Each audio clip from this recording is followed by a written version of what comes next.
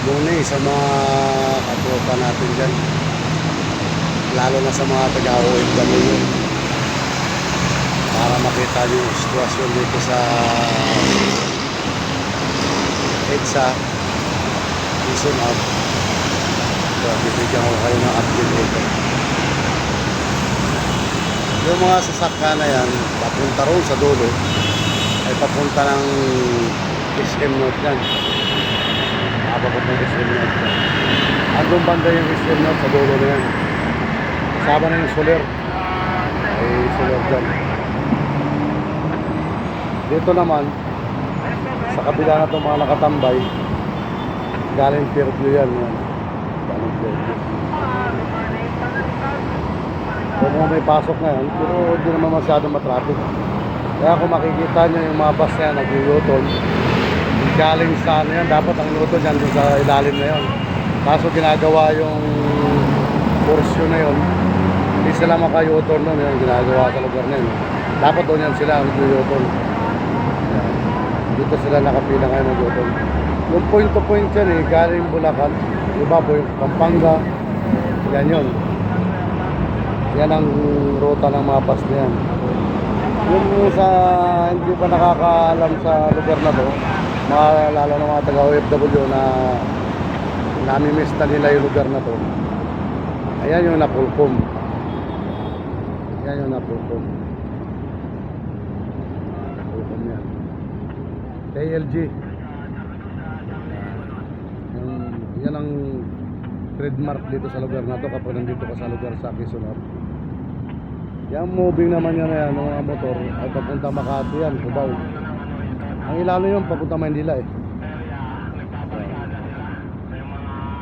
Kaya dyan sa mga OFW, nakikita nyo na yung lugar. Pag nami-miss nyo na yung lugar na to, ay mag-subscribe lang kayo sa YouTube channel ko. Makikita nyo lagi to. Araw-araw yung kalagayan ng Quezon Hub. Yan naman, Centris Mall naman yan. Yung SM yan. SM Hyper yan. Centris dyan kami bumibili ng tubig. Pag medyo gusto namin malamig-lamig, yan, magmumuni-muni muna kami dyan. Sa ilalim na yun, nandun yung namin, outpost. Yung sa lugar na yun. Yan ang outpost na yan. Tapat mismo ng tapat mismo ng Centris yan. At McDo.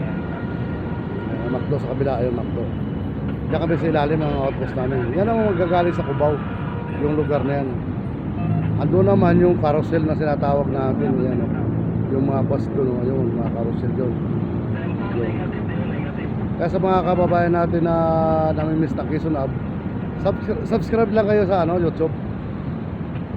Makikita nyo araw-araw yung dyan, yung kalagayan ng Quezon Hub, lalo na yung traffic. Sa ngayon kasi wala ganong traffic yan kasi tanghali na. Wala ganong traffic.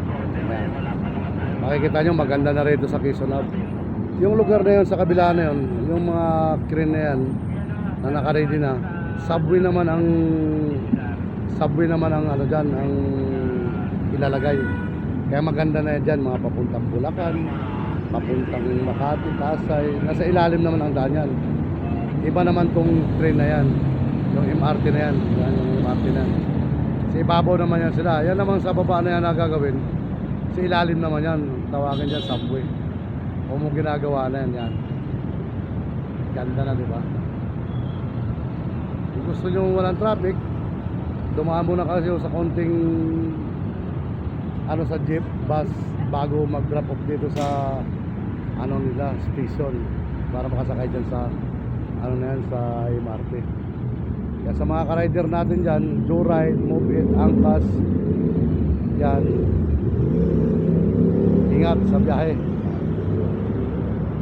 Ang lahat na naman ng mga dyan, mga may apps to, may tropa tayo dyan so, lalo na sa mga taga-Aklan.